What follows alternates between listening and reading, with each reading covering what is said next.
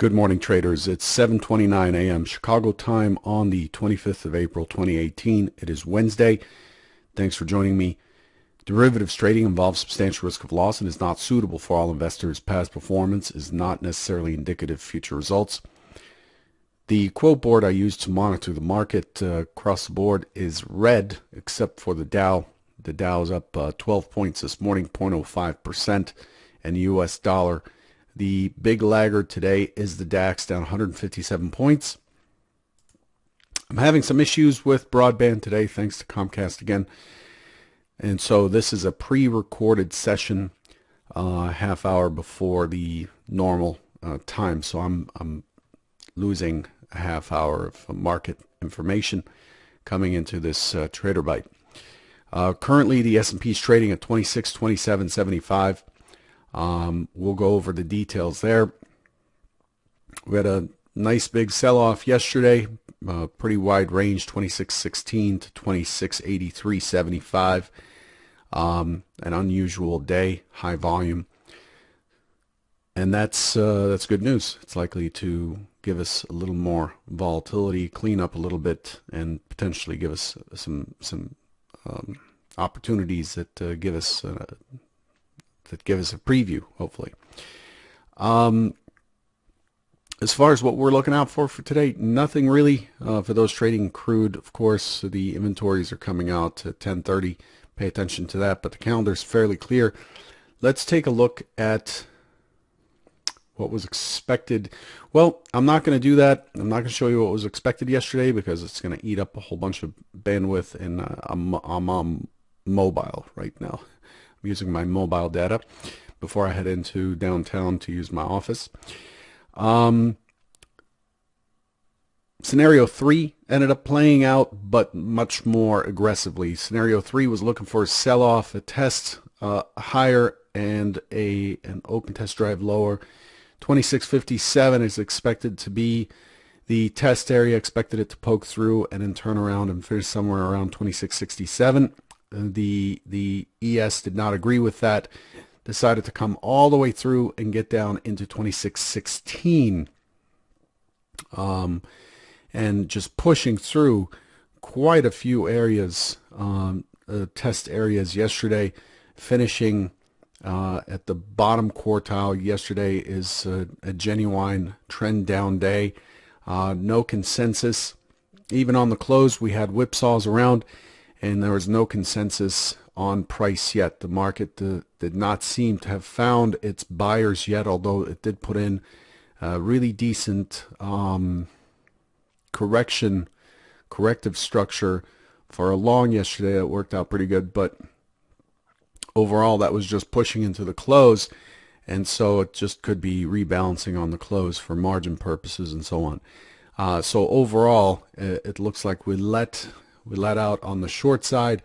The delta bounced up from a negative 44-ish thousand to 26,000 or so, negative 25,000 or so on the close. So there's some pretty good buying down below. This morning, let's take a look at the chart rather than just talk about it. This morning, so this is how things looked yesterday.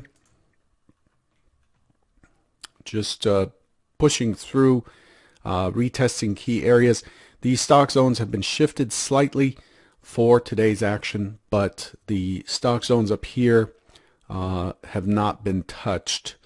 All of these stock zones up top have not been touched, down to about 2644, I believe.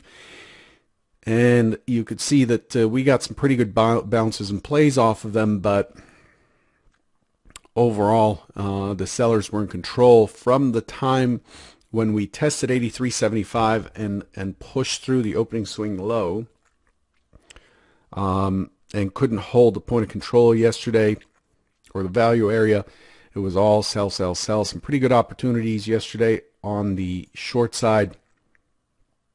There was some tests. The first test of the mid came up short, turned early. I believe it was 74, something like that. And then the second test actually poked through a little bit, giving us a nice opportunity to get in before the drop.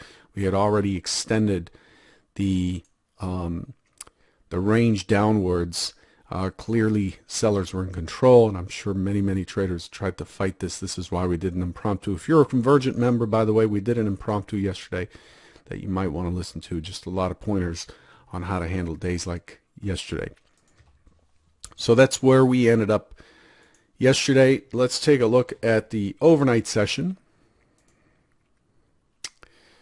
The overnight opened up and tested all the way down into the low of the range, near the low of the range. A pretty good auction in the Asian session as well as the European session. The participants here, this is a 15-minute chart. Participants here testing the entire point of control range down below, the high volume node down below, testing the entire range of it, and currently looking weak, holding below the mid of the session and the point of control of the session. Just not looking like buyers are stepping in. Europe's also lower this morning. So that's where we stand. Let's get down to what our plan is for today, because this file's getting really big.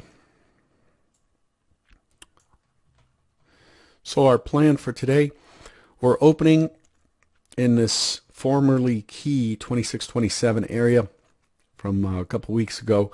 We're opening in the bulk of where consensus was yesterday on the close. I'm expecting an open auction. I'm expecting it to drift up towards the 33 area, and then I'm looking for an impulse down. I'm looking for this to extend lower to give us the impulse.